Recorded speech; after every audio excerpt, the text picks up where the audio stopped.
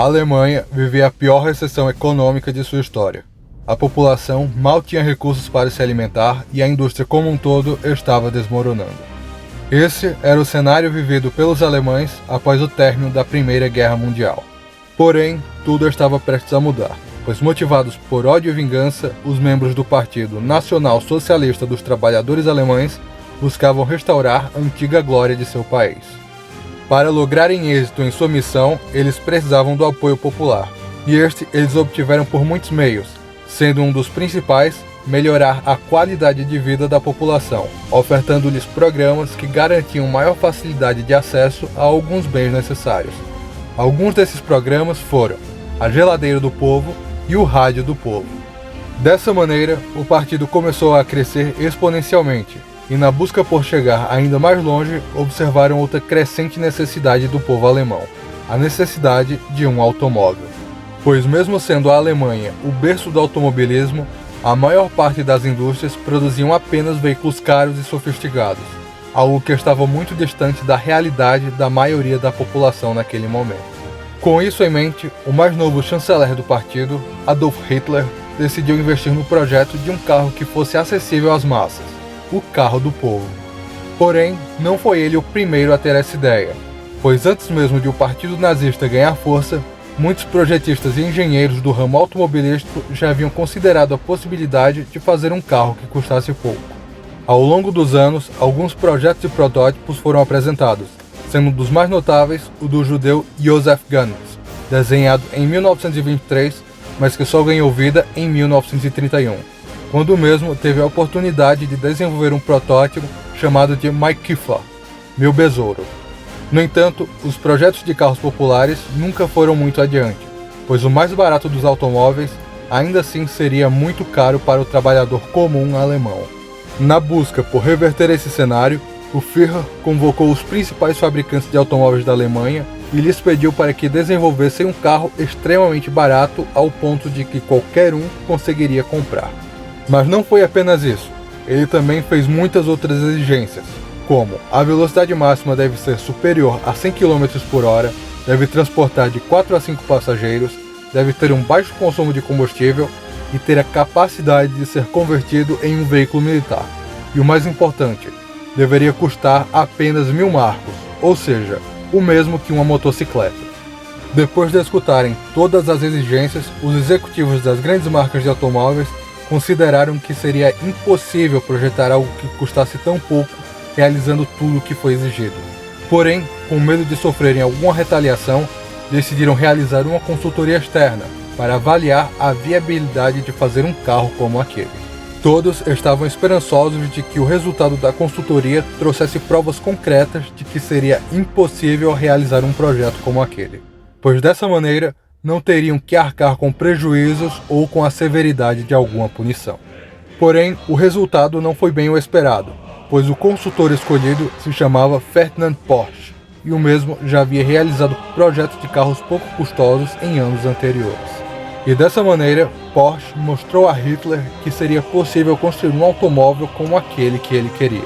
Sendo assim, Porsche foi escolhido para desenvolver o projeto. Mas o desenvolvimento não foi fácil, pois cada vez mais se provava a realidade de que custar tão pouco oferecendo tanto era algo impossível.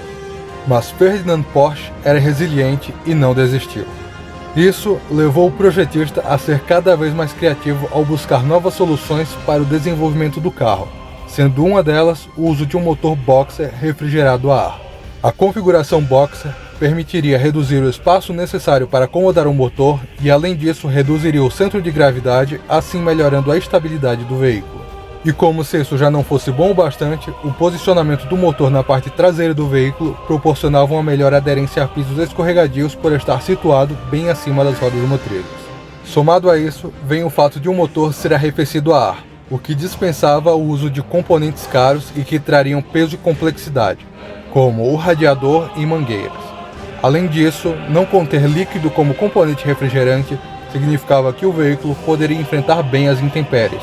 No frio extremo, não congelaria e no calor intenso, não ferveria. Todo esse desenvolvimento, é claro, foi muito custoso, mas isso não importava, desde que Porsche concluísse a tarefa a qual havia sido designado. E foi assim que, em uma manhã fria em julho de 1936, Ferdinand Porsche levou em segredo 2 de seus melhores protótipos para serem testados por Hitler em sua mansão de retiro que ficava nos Alpes Bávaros. O líder nazista gostou dos veículos, porém o custo deles ainda seria superior aos 1.000 marcos exigidos, e portanto o projeto ainda não poderia ser posto em prática, restando a Porsche apenas a continuar com o desenvolvimento. Meses mais tarde, o Führer visitou uma exposição de automóveis para avaliar se alguma das grandes montadoras com quem havia se reunido teria desenvolvido o projeto de carro popular alemão. Tal foi a sua decepção ao perceber que não havia sequer um único carro que custasse pouco, que ele decidiu que ele próprio iria custear e subsidiar o projeto de Porsche, para que saísse logo do papel e custando abaixo de 1.000 marcos. Na busca por fazer isso o mais rápido possível, Hitler decidiu construir a maior fábrica de automóveis de toda a Alemanha, e para auxiliá-lo nisso, ele buscou a ajuda do famoso norte-americano Henry Ford, por quem já nutria grande admiração. O Sr. Ford foi tão importante para o desenvolvimento da fábrica que, em seu aniversário de 75 anos, recebeu a mais alta honraria do governo nazista, a Grande Cruz da Ordem da Águia Alemã. E então, no dia 26 de maio de 1936, foi anunciada a construção da fábrica onde seria feito o Kraftwerk-Freudewagen, ou simplesmente KDF-Wagen. Esse foi o nome escolhido para batizar o carro, que significava Carro Movido pela Felicidade. Em volta da fábrica foi construída também uma cidade, que hoje se chama Wolfsburg, e ela tinha como objetivo acomodar os operários da fábrica e suas famílias. A fábrica foi inaugurada em 1938, e assim começaram a ser produzidos os primeiros carros da felicidade. O governo alemão investiu pesado no marketing, promovendo o veículo desde banners espalhados por toda parte até mesmo em selos postais, sempre enfatizando a potência do motor, o espaço interno e a liberdade que ele proporcionava.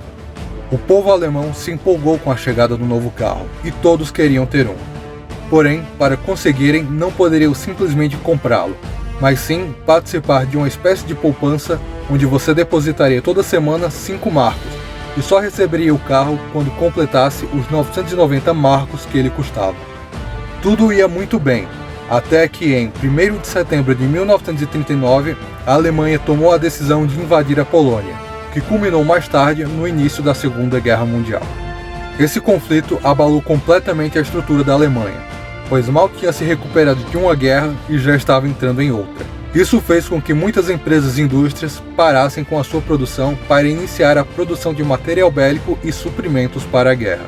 Nisso, a fábrica do KDF-Wagen não chegou a entregar um único modelo a seus compradores, pois as poucas centenas de carros que haviam sido fabricados foram entregues a governantes de alta patente ou foram usados de alguma maneira na guerra. E todos os esforços da fábrica depois disso foram voltados a produzir veículos militares que tinham como base o KDF, sendo o principal deles o Kübelwagen. Além de veículos, foram produzidos também importantes armamentos como minas terrestres e o terrível foguete V1. Com o fim da guerra, em 7 de maio de 1945, boa parte da Alemanha estava em ruínas. Muitas de suas grandes fábricas foram completamente destruídas e a população estava totalmente desolada. Mas mesmo em meio a tantos escombros, ainda havia uma fábrica que estava de pé. Era a fábrica do KDF-Wagen, que pouco tempo depois do conflito passou a se chamar de Volkswagen. A fábrica estava de pé, mas não completamente íntegra, pois durante a guerra foi constantemente bombardeada por se tratar de um alvo estratégico. Boa parte do maquinário estava destruído, bem como a estrutura também havia sofrido severos danos. Após o fim da guerra, as forças aliadas, ao verem que a fábrica de alguma forma ainda poderia ser útil, decidiram assumir o controle da mesma. Esta tarefa foi dada aos ingleses, onde passaram a usá-la para realizar manutenção em seus próprios veículos.